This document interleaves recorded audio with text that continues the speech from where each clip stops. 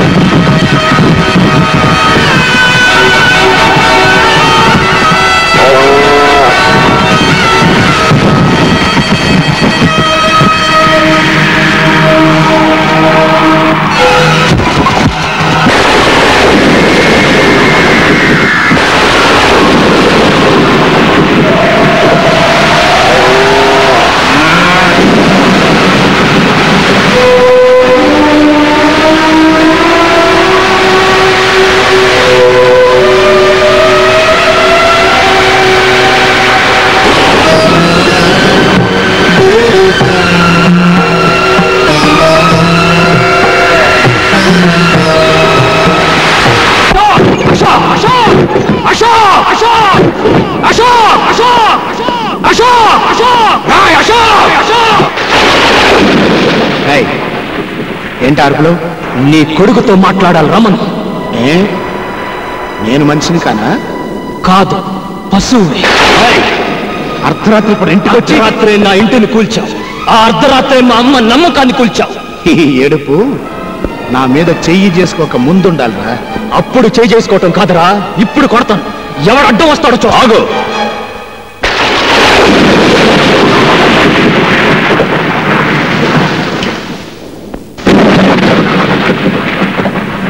సబాష్! చేత్తో ఏరి పారేలేని స్నేహాన్ని, కత్తితో నరికి పారేలేని స్నేహాన్ని తుపాకీతో కాల్చి పారేద్దామని వచ్చావా? ఏ క్షణమైతే నా కన్న తండ్రి మీద చేయి చేసుకున్నావో ఆ క్షణమే మన స్నేహం కాలి బూడిదైపోయింది. నాతో స్నేహం చేయమని నిన్ను ప్రాధాయపడలేదురా. నా ఇంటికి రమ్మని నిన్ను బతుమానలేదురా. ఈ ఇంట్లో దొరకని ప్రేమని వాత్సల్యాన్ని ఆ ఇంట్లో పొందుతానొచ్చి ఆ ఇంటినే కూల్పించేశావు కదరా. నోటుకొచ్చినట్టు పిచ్చి పిచ్చిగా వాక్కు. అసలు నీ కొంప కొల్తాల్సిన అవసరం వాడికేంటి? నాన్న, వాడితో వాదన అనవసరం. అవును, నేనే కూల్పించాను. నష్టపరిహారం ఎంత కావాలో అడుగు, కడతాను. ఏంటి? నష్టపరిహారం కడతావా? కట్టరా. స్నేహానికి బదులుగా ప్రాణం ఇవ్వాలని నమ్మిన ఈ కొండపల్లి రాజాకి మనశ్శాంతిని నష్టపరిహారంగా కట్టివరా? రోజు భర్త పటాన్ని పెట్టుకుని పూజ చేసే మా అమ్మ దేవాలయాన్ని శిథిలాలయం చేశావే, మళ్ళీ ఆ గుడి తెచ్చివరా? ఇన్నాళ్ళు నా తల్లి చెల్లి నీకు పంచిచ్చిన అభిమానానికి వెలకట్టివరా? వెలకట్టివు. ఏంట్రా తెగ రెచ్చిపోతున్నావు? పందుల కొంపలాంటిది ఒకటి కూలిపోతే కొంపలంటుకు పోయినట్టు ఈ హడావుడేమిటి? అదేదో పెద్ద ఇంద్రభవనం అయినట్టు, మీ అమ్మ మహారాణి అయినట్టు ఏడిపెట్టి ముందా ఏడు పాపో. అర్ధరాత్రి పూట మా నట్టింటో ఏడిస్తే మాకు అశుభం. నా ఆత్మఘోష నీకు ఏడుపులా వినిపిస్తుందా? నా ఆవేదన నీకు అశుభంలా అనిపిస్తుందా? మర్యాదగా బయటికి వెళ్తావా, మెడబట్టి గెంటమంటావా? మెడబట్టి నువ్వు గంట నక్కర్లేదు. తొడగొట్టి నేనే సవాలు చేసి వెళ్తాను. ఈ రోజు డబ్బుండొచ్చు, రేపు పోవచ్చు. రూపాయి కాగితాలు శాశ్వతం కాదురా. రే అశోక్, ఆస్తి అధికారం ఐశ్వర్యం మీ చేతిలో ఉన్నాయని నా మీద దౌర్జన్యం చేశాను. అవి మీకు లేకుండా చేస్తాను. నాకు అన్యాయం జరిగిందని నేను పోలీస్ స్టేషన్కి వెళ్ళను. నాకు అధర్మం జరిగిందని నేను కోర్టుకు వెళ్ళను. ఈ రోజు క్యాలెండర్లో డేట్ నోట్ చేసుకోండి. మళ్ళీ ఈ డేట్ క్యాలెండర్లోకి వచ్చేసరికి ఈ రాజా రాజవుతాడు. మీకంటే పెద్ద హోటల్ కట్టి, మీకంటే ఎక్కువ ఆస్తి సంపాదించి, మీరుంటున్న ఇంటినే కొని నడి వీధిలో మీ చేతికి సంకెళ్ళు వేయించి నడిపించకపోతే నేను కొండపల్లి రాజానే కాదు.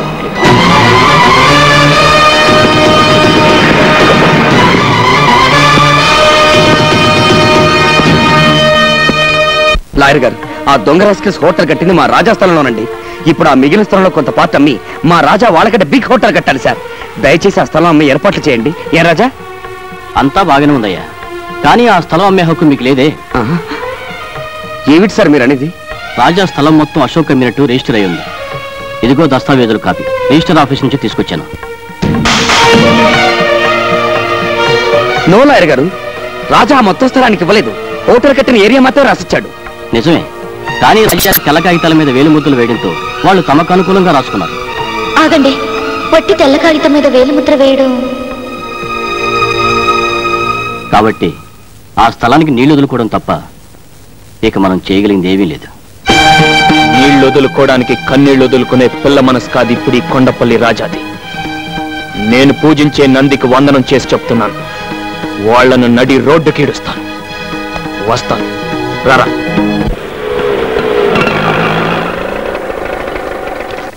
ఇదేంట్రా, మా ఇంటికి తీసుకెళ్లకుండా మీ ఇంటికి తీసుకొచ్చావు? ఆయన స్టేషన్కి రాలేదేంటి? అన్నయ్యడి? అమ్మా, రాజా లోపలే ఉన్నాడు, మీరు వెళ్ళండి. నేను ఆటో పంపించొస్తాను. రాజా,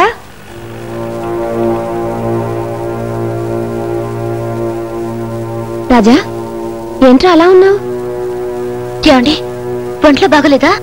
అబ్బే ఏం లేదు, ప్రయాణం చేసి వచ్చారు కదా, వెళ్ళి స్నానాలు చేసిరండి. స్నానం సర్లేరా, మన ఇంటికి తీసుకెళ్లకుండా ఇక్కడికి తీసుకొచ్చాడేంటి ఆ ముద్దు కృష్ణ? ఏం లేదమ్మా, మన ఇల్లు కాస్త రిపేర్ చేస్తున్నాను. రిపేరా? ఏంట్రా, ఇల్లు బాగానుంది కదా, దానికి రిపేర్ ఏంటి? అది కాదమ్మా, వర్షాకాలం వస్తుంది కదా, కాస్త కప్పు బాగు చేస్తున్నాను. ఓహో, నిజమే. వర్షం వస్తే అక్కడక్కడ కాస్త కురుస్తుంది. కప్పు బాగు చేయించు, గోడల్ని మాత్రం ఏం చేయనివ్వకు. నాకెప్పుడైనా మనసు బాగుండకపోతే ఆ గోడలకే తలానించి కూర్చుంటాను. అలా చేస్తే నిజంగా మీ నాన్నగారే వచ్చి నన్ను ఓదార్చినట్టుంటుందిరా. కొండంత ధైర్యం వస్తుంది. అన్నట్టు మర్చిపోయాను. పెద్ద గుళ్ళో అర్చన చేయించాను. ఈ ప్రసాదం తీసుకెళ్లి అశోక్ ఇవ్వు. ప్రసాదం ఇస్తారా? ఇవ్వండి, వెళ్ళి ఇచ్చిరండి. రాజా చేత తెల్ల కాగితాల మీద వేలిముద్రలు వేయించుకుని మోసం చేసి మొత్తం స్థలాన్ని ఆక్రమించుకోవడమే కాకుండా ఇంటిని కూడా నామరూపం లేకుండా పడగొట్టించిన రాక్షసుడికి ప్రసాదం ఇచ్చిరండి. ఏమిటో నువ్వు అంటున్నావు? ఇల్లు పడగొట్టించాడా? నా ఇల్లు పడగొట్టించాడా? ఏమిట్రా వాడనేది? మన ఇల్లు పడగొట్టించేశాడా? మాట్లాడవేరా? అవునమ్మా. అయితే నా ఇల్లు ఇక నాకు లేదా? ఆయన కట్టించిన గుడి ఇక నాకు లేదా? అత్తయ్య, కొండత్తయ్య, ఎవర్రా పడగొట్టించాడన్నావు? అశోక? లేదురా, వాడు అలాంటి వాడు కాదు. ఎక్కడో ఏదో పొరపాటు జరుగుంటుంది. ఉండు, నేను వెళ్ళి అడుగుస్తాను. ఇక మీదట మన ఇంట్లో ఎవ్వరు వాడి పేరు తలవడం కానీ వాడు ముఖం చూడడం కానీ జరగకూడదు. రాజా, ఏంట్రా మాటలు? అది నీకు ఇష్టం లేకపోతే ఇంటితో పాటు కొడుకుని కూడా పోగొట్టుకుందాను అవుతావు. ఇతను నా స్నేహితుడు రాజా సార్. ఇతనికి లోన్ కావాలి. ఏం బిజినెస్ చేద్దాం అనుకుంటున్నారు? గేదెలు కొని డైరీ ఫామ్ పెడదామని. ఎంత కావాలి? 2 లక్షలు సార్. మిస్టర్ రాజా, మీ పేరు మీద సొంత ఏదైనా ఉందా? ఇల్లు పడగొట్టేశారు సార్. పోనీ స్థలం ఏదైనా ఉందా? అది లేదండి. ఆ దుర్మార్గులు చీట్ చేసి స్థలం కూడా రాయించేసుకున్నారు. ఏంటండి ఇది? పడగొట్టేశారు, చీట్ చేశారని చెప్పి ఇక్కడికి ఎందుకు వచ్చారు? మమ్మల్ని చీట్ చేయడానికా? Please get out. Don't say get out. We are citizen of India. అయితే దయచేసి బయటకెళ్తారా?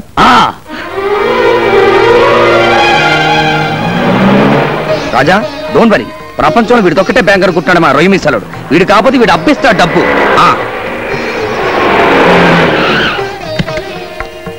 సార్ సార్, మిమ్మల్ని మినిస్టర్ గారు పిలుస్తున్నారు. అవును సార్, కార్లో ఉన్నారు. ఏంటి రాజా? నమస్తే అండి. నమస్తే. మినిస్టర్ అంటే ఎవరు అనుకున్నావా? నేనే. నిన్ను చూసి చానాలైందే. బాగున్నావా? బానే ఉన్నాను సార్. ఏం బాగుంటానండి మినిస్టర్ గారు. ఎవరినైతే ప్రాణ స్నేహితుడు అనుకున్నాడు వాడే రాజా నిర్వహణ ముంచేశాడు. ఏంటి ఇంతగా జరిగిందా? నాతో ఒక్క మాట చెప్పుండొచ్చు కదా. ఆ రోజు నీకేం చెప్పాను? నీకు ఎటువంటి సహాయం కావాలని నా ఇంటికి రమ్మని చెప్పాను కదా. నేను అమాయకుని చేసి ఇంత మోసం చేస్తారా? ఆ అబ్బా కొడుకులు ఇద్దరిని అరెస్ట్ చేయించి ఒకే బొక్కలో పెట్టించబోతే నా పేరు సింహాద్రి అప్పనే కాదు. PA sir, law minister line లో పెట్టు. అలాగే సార్. వదిలేండి. నువ్వు ఫోన్ చేయవయ్యా. వద్దండి, నా మాట వినండి. ఇదిగో ఈ మంచితనే వాళ్ళకి నేను మోసం చేసే అవకాశం ఇచ్చింది. సరే, నీ ఇష్టం. ఇప్పుడు నీకేం సహాయం కావాలో చెప్పు. ఏం అవసరం లేదండి. నువ్వు ఊరుకో రాజా. సార్, మేము గేదెలను కొనడానికి ఓ బ్యాంకులో లోన్ అడిగాం. సెక్యూరిటీ లేదే ఇవ్వనన్నారు. మీరు ఒక మాట చెప్తే. ఏంటి సెక్యూరిటీయా? రాజా కోసం ఎన్ని కోట్లకైనా నేను సెక్యూరిటీ ఇస్తాను. ఇంతకీ డబ్బు ఎంత కావాలి? 2 లక్షలండి. 2 లక్షలేనా? ఆ మాత్రం దానికి బ్యాంక్ ఎందుకయ్యా? నేనే ఇస్తాను. వద్దండి, పద్ధతి ప్రకారం బ్యాంకులో. ఏం పద్ధతో ఏంటో. సరే, నీ ఇష్టం. ఇంతకీ ఆ బ్యాంక్ పేరేంటి? మహాలక్ష్మి బ్యాంక్ అండి. రాజా గారు, మీకు మినిస్టర్ గారే సెక్యూరిటీ ఇచ్చారు. ఆయన మీకు తెలిసిన విషయం ముందుగానే చెప్పుంటే అన్ని ఏర్పాట్లు నేనే చేసేవాడు కదండి. ఇప్పుడు చెప్తారులేండి కబుర్లో.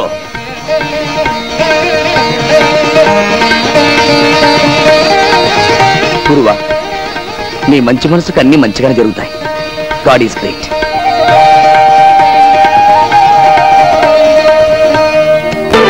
లక్ష్మి, ఇవాళ మీ పెళ్లి రోజన్న విషయం వాడికి గుర్తు చేశావా? లేదత్తయ్య, రాత్రి 2ంటికి వచ్చారు. పైగా కోపంగా కూడా ఉన్నారు. అందుకే ఏమీ మాట్లాడలేకపోయాను. ఏమిటోనమ్మా, డబ్బు సంపాదనలో పడి వాడు పూర్తిగా మారిపోయాడు. అసలు ఇంటి ధ్యాస లేకుండా పోయింది. ఎప్పుడో వస్తాడు, ఎప్పుడో వెళ్తాడు. తిండి కూడా సరిగ్గా తినడం లేదు. విషం లేకుండా నవ్వుతూ నవ్వించే ఆ రాజాని చూసి ఎన్నాళ్ళు అయిందో. చూడమ్మా, అన్నింటికీ ఆ దేవుడే ఉన్నాడు. ఇవాళ ఎలాగైనా వాడిని గుడికి తీసుకెళ్ళు.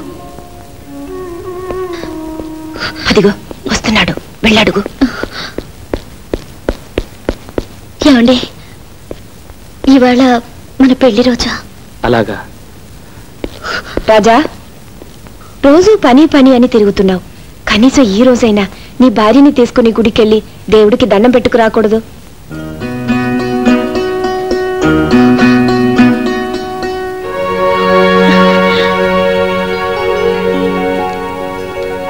దండం పెట్టు.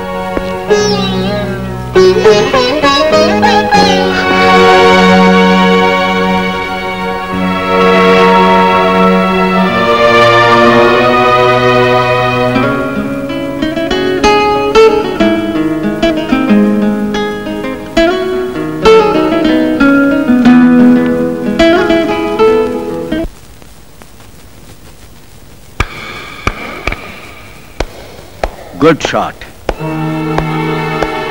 కంగ్రాచులేషన్స్ మిస్టర్ రాజా. గొడ్లపాక నుంచి గోడౌన్ల దాకా పెరిగావు. బిజినెస్ లో తలపండిన గంగాధరానికి తల తిరిగిపోయేలా చేశావు. అశోక్ నీతో పాటు నాకు శత్రువు. నువ్వు నాతో చేయి కలిపితే వాళ్ళనిక దెబ్బ కొట్టొచ్చు. అప్పుడు లెక్క సరిపోతుంది. అంతేకాదు, వచ్చే ఛాంబర్ ఎన్నికల్లో నిన్ను ప్రెసిడెంట్ని చేస్తాను. నీతో చేయి కలిపితే? యా. అన్నంలో పెరుగు కలపొచ్చు, సున్నంలో నీళ్లు కలపొచ్చు, నీళ్లలో పసుపు కలపొచ్చు, పసుపులో కుంకుమ కలపొచ్చు.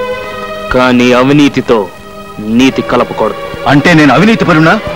నీ ఫేస్ ఎప్పుడైనా అర్థంలో చూసి నక్కకి తోడేలికి దగ్గర పోలుకులుంటాయి. అభిమానంతో వస్తే అవమానిస్తావా? నీ లెక్క తప్పు. కోడికలో తేడాలొస్తాయి. ఇది నాకు నా స్నేహితుడికి మధ్య జరుగుతున్న యుద్ధం. మధ్యలో మూడోవాడు వేలు పెట్టాడో నేను మూడో కన్ను తెరవాల్సి వస్తుంది. రాజా, శత్రువుకి శత్రువు మనకి మిత్రుడన్నారు పెద్దలు. మన స్నేహానికి చేర్స్. చేర్స్ ఎప్పుడు కాదు, ఆ రాజాగాడిని ఛాంబర్ ఎన్నికల్లో ఓడించినప్పుడు. కేవలం ఓడించడమే కాదు, వాణ్ణి మళ్లీ గోపాలుణ్ణి చెయ్యాలి. పేడ పిసుక్కుంటూ పాలు పితుక్కుంటూ నెత్తిన బిందె పెట్టుకుని పాలోయమ్మ పాలు అంటూ వీధుల్లో తిరగాలి. తప్పకుండా తిరుగుతాడు. ఆ బాధ్యత ఈ శిష్యుడికి వదిలి మీరు ధైర్యంగా తాగండి. రెస్పెక్టెడ్ ప్రెసిడెంట్ అండ్ మెంబర్స్, ఈ సంవత్సరం మన ఛాంబర్ ఎలక్షన్స్ మూసాయి. మరి కాసేపట్లో ఫలితాలు వస్తాయి.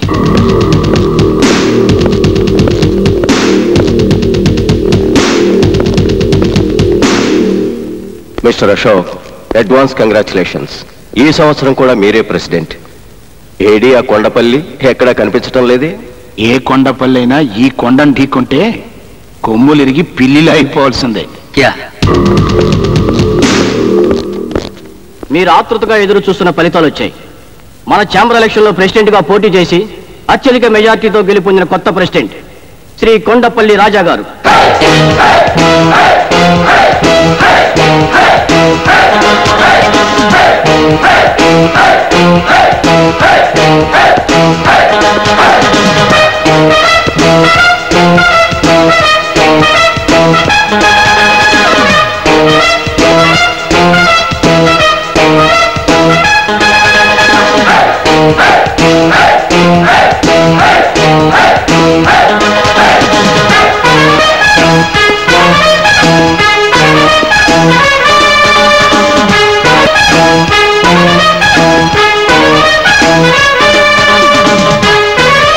అర్జునుడు ఓడిపోతే కురుక్షేత్రానికి అర్థం లేదు.